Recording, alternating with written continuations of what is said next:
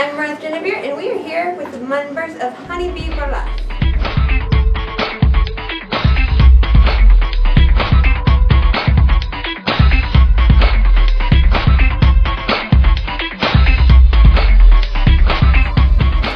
Hi, I'm Lady Blady, and I'm the co-producer and co-founder of HoneyBee Burlesque. Hi, I'm Bearcat Betty. I'm also those things. I'm Lipstick Lamar, and I'm co-producer and troupe historian. Yes, Yes, of HoneyBee Burlesque. And you're technically the treasurer. We do stuff. With things. Hi, I'm Lady Blady, and I joined Bible Club for the donuts. True story. I had a chocolate milk addiction. I'm Lipstick Lamar, and I'm dead inside. I choreographed. I see that. You're like, I'm Lipstick Lamar, and I am dead inside. So to fit in, you have to be broken. So you have to say something that's wrong with you. So, oh yeah, that's another thing, is in our troupe alone, We're all broken. I don't know if you're recording this or not. Are you recording this? Yes, I'm recording. Okay. In our troupe alone, everybody has like a body part missing and some kind of physical or like Flawed mental or flaw flaws. thing. That's one of the requirements to be part of a troupe. For example, so like I have a rare genetic disorder called Common syndrome where I never went through puberty and my old anxiety that I don't show often, and that's pretty. I don't have any missing organs except I don't have olfactory things. I overcame an abusive relationship. I And did also, that too. I'm missing a lot of organs. I have multiple sclerosis, OCD, anxiety, and depression. We're HoneyBee Burlesque. So my first question for you three is, how did you three get involved? In burlesque in general, or in Yes. Okay. Let's see. I actually went to see a show with Trixie Little and the Evil Heat Monkey, Angie Pontani, and just a couple of other really cool like stars of the burlesque world at the Birchmere. And I thought, wow, that's really cool. And I found out that a lot of those folks were based in Baltimore, and then I later found out that they were having classes. So I attended some of those classes, met some other girls there who were also interested. They were looking at putting a troupe together. I was also looking at going to grad school at the same time, and I found out that grad school was really hard, and I didn't have time to drive to Baltimore to form a troupe with my classmates. So I did some stuff in my living room for a couple of years for my cats, and then I hooked up with these ladies in 2014. So yeah, I guess similar story. I'd been to shows, DC, Baltimore, Frederick area even. Just love the art form. Wanted to bring it to our area because it was not there already. And right along the timeline that I got the initiative to do that, I met this young lady here, who was also kind of on the same mission. So it was just a serendipitous pairing. Yes. Ended up finding a couple people willing to host and let us do our thing in the corner, or the attic, or wherever. And that's kind of how it started. Yeah. Well, before we're HoneyBee Burlesque. Yeah. We're here at the Lodge in Boonesboro, Maryland, the only gay dance club left in the area. I was a go-go dancer / female drag queen here, and I pretended I had a troupe and that he should give me a show, and then he finally did. And then I was like, I need to find dancers, and then magically I found her. And then we did a few shows here, and then she got us a gig in Frederick, and we put on our first show, and we were happy 30 of our friends and family showed up, but like 90 people showed up in an attic. And at the end of the show I looked at her and I was like, we got a thing. And so I kind of just like faked it until it was real. So yeah, burlesque. It's great. Fake it till you make it. If somebody wanted to be involved in burlesque, how would they get involved? In burlesque in general or with us? Burlesque in general? Burlesque in general. And you with I say like learning about the art form. Go to is as many number shows one. as you can. Go to as many shows as you can. Understand the art form and know that you're going to have the commitment because it does take a lot of time, money, energy. A lot of money. Yeah, so it's definitely something you Learn want. things whenever you can. Yeah. Improv, acting, sewing. I mean, these are all skills. Dance And classes. dance classes. all You'd be that. surprised how much you'll get out of a Zumba class. That's my only source of like dance skills right now, is going to Zumba once a week. I think the other thing too is doing it for the right reasons, and the right reasons could be anything, but Don't do it it's a for the very, money. It's a very personal thing. I think that you need to be in tune with why you're doing it. And we all have, even within our troupe, we all have different reasons of why we do this, but I think if you're not honest with yourself about why you're doing it, or if you're doing it for a reason that's not healthy, Well, why do you then do that's it? not a good thing. I do it for the attention. Like, you do it because for I do it because I need a creative outlet, but also just kind of being the example. I value the feedback that I get from other people about what they get out of me doing my thing. So I think that's important too. I trained as an actor originally. I was a working actor for a couple of years, and basically the things that you have to do for a working actor, to be a working actor, they're not very fulfilling. Artistically, you're doing your standardized patient a lot, you're doing commercials, sometimes corporate giveaways, that just not really, like when you thought you were doing Uncle Vanya at drama school, that's not really happening. So for me, burlesque is a great opportunity for me to tell a story that I want to tell and create a character that I want to create from scratch and have complete artistic and creative control over everything I do from beginning to end. I noticed it also helps people with self-confidence and developing confidence as well. Yeah, I think that's the thing too, where you get into like the reasons why, like it's not going to cure you, which would be one of the reasons why you don't want to expect something out of it. It's not therapy, but it is something, a good step along that process. It's definitely interesting, like growing on the stage. I'll say for like myself, like I always was kind of like confident in myself and being like, oh, I'm hot shit, but like I refused to take my corset off. And then like my other dancers, like Bearcat, was like, I don't care, I'm gonna take my corset off. And other dancers in our troupe were like, whatever, and like they love their bodies, and like even though like I was like this matriarch of the troupe or whatever, I never. And then finally, like growing on the stage in 3 years of doing it, I was like, well, screw it. So I already had self-confidence going into it, but you kind of get it. It kind of grows, kind of cooks like a delicious stew over the years. It just keeps getting hotter and hotter until like you can't take it. Yeah. How much time and experience or expenses does it take? Is this where you have the animated blurb where we just stand here like $5, Okay, $10, $90, and it just like pops up? The big joke that burlesque performers have, and also mainstream strippers will have in their respective communities, is that a mainstream stripper will wear a $5 costume and make $500, and a burlesque performer will wear a $500 costume and make $5.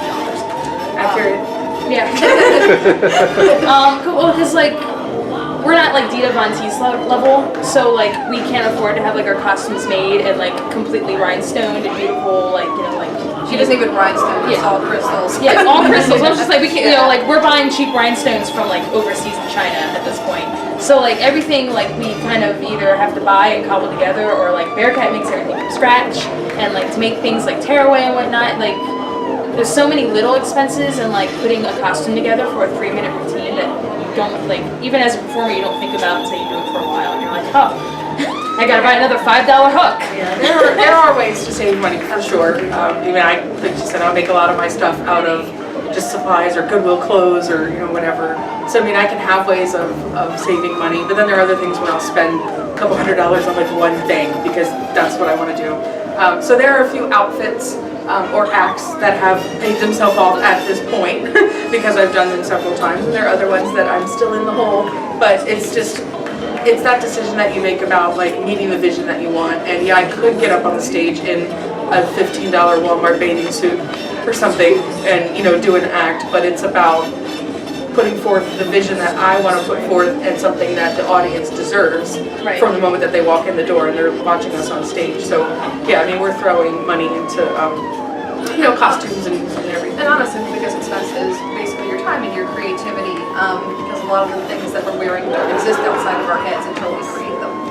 So there's not really a template that we can follow a lot of times. The time is the biggest. I mean, that's the most valuable thing you have. And then you have a vision and you put it together and you find out it doesn't work, so you have to start over. Yeah. And like, and for us now especially, we're putting on shows every 4 to 6 weeks now, and since we have the same audience here, we have to like do mostly new stuff, so it's like you can't just like wear the same costume over and over again. It's like, oh, I have to make a new costume, I have to make a new act, I can't wear the same outfit that I wore last month because our fans will like start recognizing things. And they'll like to see, you know, an act periodically again. It's like their favorite song, but nobody wants to see the exact same burlesque act by the same performer every week. Right. So, yeah, it does. Which that being said, especially if you're starting out, one thing that I would recommend is picking a colorway and having everything that you make or that you purchase kind of fit into that colorway so you can mix and match and create different looks. Relatively few pieces. I would say like there are many nights I'm staying up till, 1 or 2 a.m. delivery. sewing something and then waking up for work the next day and, going to the day job that pays for the stuff that I'm sewing. Yep. Support your local nightclub. On average, how much in a year do you normally end up spending on costumes? We're not going to discuss that. So I've never really done the numbers, but I look at my PayPal and what I buy off of eBay alone, and I'm kind of appalled sometimes at just like, I'm like, oh yeah, cause like you'll buy a few things with every paycheck, like a bag of rhinestones here, a hairpiece there, New eyelashes, a corset every once in a while. Like corsets alone, like you're wearing corsets. The corsets are like anyway, a good corset's like $50 to $200, and you're like, oh, I need one in every color. So I've thousands probably. I have tracked it. I just prefer not to look at the numbers all on the same page. So each time do you spend practicing and rehearsing? Not enough. Not as much as I want to. I would like to. For our shows, we have like 1 to 2 like dress rehearsals that we kind of run through the show. We have like a peer review where you do your act, and then everybody else who's in the show kind of watches it and then gives you suggestions on note cards, like, oh, maybe if you take the costume piece off this way differently or something. And then everybody on our own time kind of wails and flails in their house. Most of the practices is on our own time, and it's whatever you can do. It's in the shower, practicing that one thing, or it's actually devoting time to trying to find a room in your house where you can. For me, my biggest challenge is a reflective surface and space. It's really important, especially when you're putting an act together, to watch yourself in the mirror to make sure you don't look like you're birthing a T-Rex or something with your Unless face. that's your act. Unless that's your act, which and that would be a good act. I spend more time in my head, like practicing in my mind, like in the car listening to my song, or more time constructing the costume sometimes than I even put into like rehearsing, unfortunately. I wish it was the vice versa, but it's an ongoing thing too as well, because if you're going to do that act more than once, which hopefully is the goal, you're going to constantly be molding it into what you want. So you might have put 30 hours of practice into it, initially, and then maybe just an hour every month or something, just tweaking something, making it better, fixing the costume that breaks. And quite honestly, I don't know anyone, including performers, who had a signature act for 10, 15 years or more who were ever completely done with an act. They're always evolving. There's always a way to make something better. Now, I read somewhere that you guys offer classes. we do and we don't. So we wish we could offer classes year-round. We don't have the time or space. Yeah, so what we've been doing, this is our second attempt, annually, we're going to try to make it an annual thing, is we host a Burly U, so Burlesque University, where we kind of draw inspiration just from our own learning, as well as some workshops and things that we've attended, outside, and kind of put that together and just sort of brain dump onto the applicants who, impressionable minds. impressionable minds. So we're basically just kind of passing forth a lot of the stuff that we've learned on our own over the years, and just kind of showing them what the art form is about, and then kind of just giving those ingredients, and then like bake your own cake. And then so we're starting that again. We have the applications are open until the end of the month, end of February. Well, depending on this year. Yeah, I know. 2018, and then around April we'll get started, and then for about 2 months we'll just pass on. We'll do some learning. Yeah, we teach them. We help them like create their. We help them create like their character, what their act is going to be, and then we have a graduation show, and we try to they graduate by performing in front of an audience, July 15th, and it's like a cool little school teens like show, and all the people are like new or like generally new, and like they haven't done burlesque in general or like any kind of performance. So it's kind of cute to see people who are like baby fawns walking on there's- ice, and then there's- becoming like little burlesque babies on stage. You're like, oh, you're so proud of them. And the only requirement is essentially just venue restricted that they have to be 21 or over. But other than that, no upper age limit, no limit as far as anything else. Experience, no experience. Yeah. Anyone, male, female, whatever. I mean, it's just Everything. anybody who wants to learn about what we're doing And respect the art and has form, the yeah. hope to, perform on stage has the opportunity to apply. Yep. So, and we hope to do it every year. So that's the goal. What is the difference between you and your stage personality? Okay, there is no difference. For a while I tried to like keep them separate. Like a lot of performers will have like a Facebook profile that's their performer profile and then like their own. Mine's kind of meld together. I really, when people meet me, I'm like, hi, my name's Robin, I'm a burlesque dancer. So it's kind of like, I really don't care. Like, I don't have like with my job, I don't have to hide anything. With my family, I don't have to hide anything. So like, I'm pretty open about what I do, and I don't have a filter. And so everything's kind of just the same. It's one giant hot mess dumpster fire. There's no difference between everyday me and stage me, except for I put on a little more glitter. For me, like I'm one of those performers who does have the separate profile and everything, and if it's not, I don't have anything to hide. It's just, logistically, just keeping it as a business, as its own entity. I also can't talk in my regular persona either, but I keep it separate. It's not a secret or anything who I am, or the other. I have many friends that are on both profiles, but yeah. And as far as actual personality-wise, I'm the same. Just me. You just get me all the time. So whatever I'm doing on stage is probably something I've just done in my kitchen when my friends came over for muffins, and I'm just like, oh, that's a good idea. I'm gonna do that on stage. She can make some really good muffins. So They're yeah, legendary. This is my personality. I know there are a lot of performers who it's like a stark contrast, where maybe they're really shy in nature, but on stage they're fire. But this is just me. This is what you get 24/7. This is what you get. But again, more makeup. I'm in general a fairly introverted person. So here it's a little different. Anyone who's seen me after a show might notice that I've hit a wall where I can't people anymore. It's hard to people sometimes. It's hard to people sometimes. Also, I'm getting very elderly, and my parts are getting very elderly, and I can't hear anything anyone says. So I can't hear or see. It's in general, my real life, I do feel like, and probably this is something I feel more on the inside than is probably present on the outside, but I do feel like I'm generally more awkward in my normal life than I am on stage. We're all a little bit awkward. Humans are weird. I guess that bringing up the age thing, I guess, yeah. Bearcat is probably on stage doesn't look as achy as I am in real life. Our bones I'm like so crack. tired all the time. I'm thankful for the music. And I can't hear, or between the lashes and the dim lighting and the spotlights and the music and everything, like I generally can't see or hear. At the last show, I got on the ground to do an awesome dance move, and I heard both my kneecaps crack. And I'm like, I'm so thankful for the loud music right now, because they always crack, but it was really loud. Like I was like, because I could see my face in the video. That I'm like. I mean, my big joke is that after a show, if someone's talking to me, I can't hear what they're saying, so I'm smiling and nodding, so I'm delighted that people are talking to me because I am bad at peopling.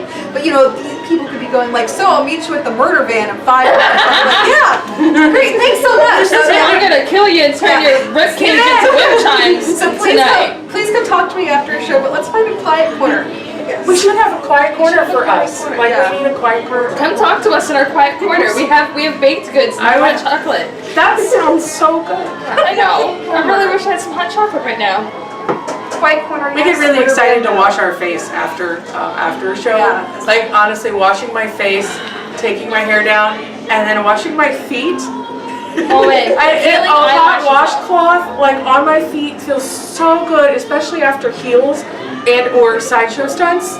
My favorite thing is peeling my pasties off, like that rip, and then taking my eyelashes off, and it's just for a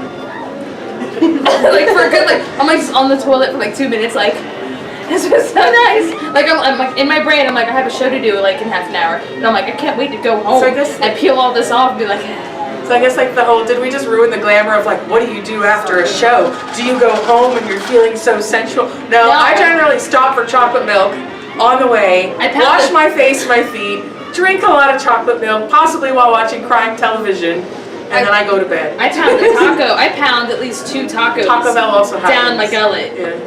I took an Instagram photo of myself eating 20 chicken McNuggets in bed after the show one time, and it got like 60 likes. Yeah.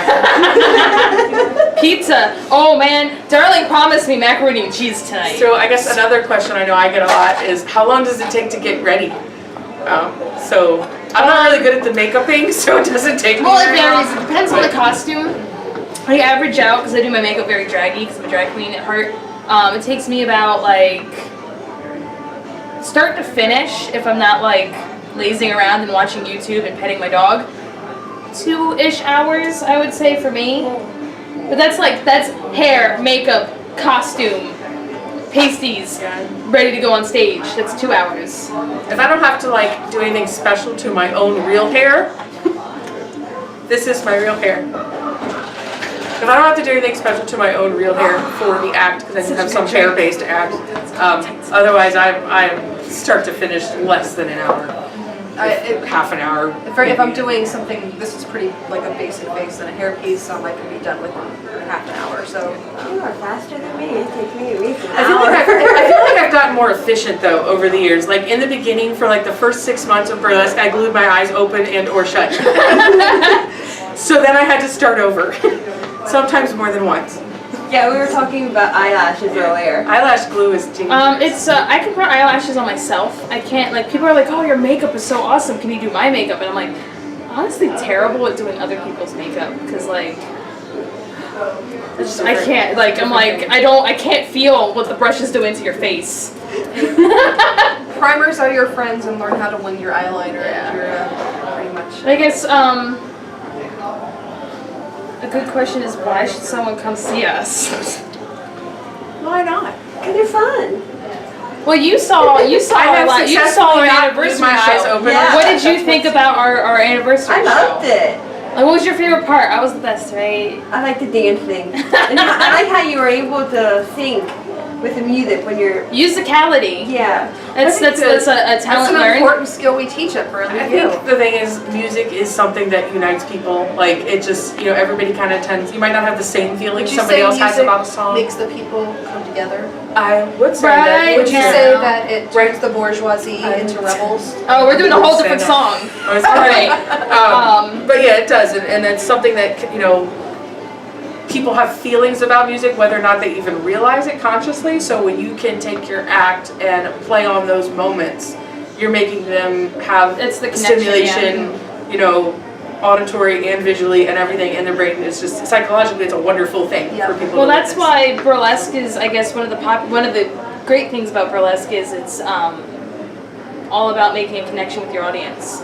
You might not be like interacting with them like one-on-one, but like the connection you make with them on the audience is what makes the show so good.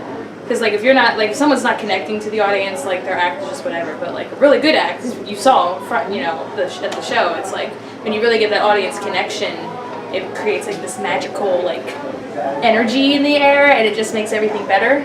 I think that is like really good point about burlesque too, and like there's no fourth wall, there's no nothing, like you're just, The audience is part of you the are show. there for them. Like the audience is part of your act always. Like they're always, your act is, we learned in burlesque school, because we took burlesque classes together, that like the audience, your act is always a duet, even if you're the only person on stage. The audience is always in a duet with you in your act. So that's like, you always got to keep your audience in mind. And that's like one thing, when you see like a newer performer, they might not look at the audience, they'll look down, or they'll do a lot of their like stuff to their backs. It's intimidating to look at a bunch of strangers while you're taking your clothing off. Well, not even that. I mean, you're very vulnerable for what you're doing on stage, regardless of the stripping. Sure. You're out there on stage. It's you. You're all revealing eyes a are piece on of you, yourself. except for the people going to the bathroom. But otherwise, all the eyes are on you.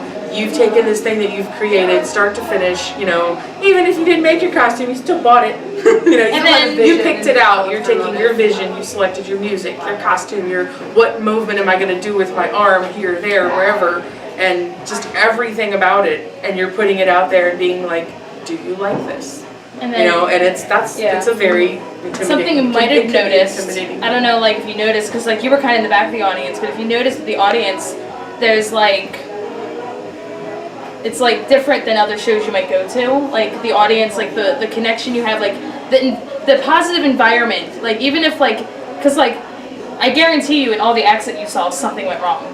I can tell you in all of my acts, I can tell you what went wrong. So like, even if something goes wrong, even if something terribly goes wrong in your act, the audience is there. That's the great thing about a burlesque audience is they want to see you succeed, they want to see you having fun. So like, if something goes terribly wrong, they're there for you. They're like, it's okay that you can't get out of your corset. It's okay that your pasty fell off. Keep going. We're excited. And that's the great, like, it's like, because you might, like, if you do like a dance performance or like a competition or in a drag show, the audience is completely different. Burlesque audience, they're there to see burlesque. They're there to be entertained. They're there to be excited. They're there for you. They're there, like, it's just, it's a very positive. It's very happy, very positive. It's very magical. It's indescribable almost. You're So, like, there, in a way, it's like you and the audience have this, I mean, you have the contract when they come in and they pay the entry fee or whatever, but you also have sort of a mutual validation of each other. Like you're putting your act out there and being like, here, are all of my decisions good? Are you enjoying this? Like, is this the right thing that you need right now from me? And then it's the same way too, sometimes with the audience is sort of validating that, yes, I'm here, I'm having a good time. So and often, like, after a show, like, there's always at least one person in the audience who needed it. Absolutely. There's always at least one person who comes to us after a show that's like, thank you for doing what you did. Like, it's inspiring, because me and Bearcat are juicy. We get that a lot. We're so brave. We get that a lot. We get like, oh, you're so brave for being as like large. Yeah, I'm a size 16, 18, and I'm fucking sexy. But like, we get that one person who's like very like, I needed to see that tonight. Thank you. Like, thank you for doing what you did. Who's been in like a controlling situation where they feel they never could be allowed. Cringe, to do something such as this, or for whatever the reason, because of their family or their spouse or their job or whatever. But it is we've performed in many different places, and there have been some audiences that maybe they weren't the right audience, but there's always that one person like that even if everybody else was just kind of like, maybe they didn't know what they were getting into. They didn't know what we were gonna do. Maybe we didn't know what we were about. They didn't understand it, and that's fine. Well, you remember the There's birthday always party? That one or two per. We did a kid's birthday party, and like you knew the family. The one we did recently. She knew the family or whatnot, and like they enjoyed her sideshow. It was a kids show, so we were doing like family friendly stuff. But there was the one kid there who was like, we're like, stay weird kid. It was like the one kid who appreciated everything.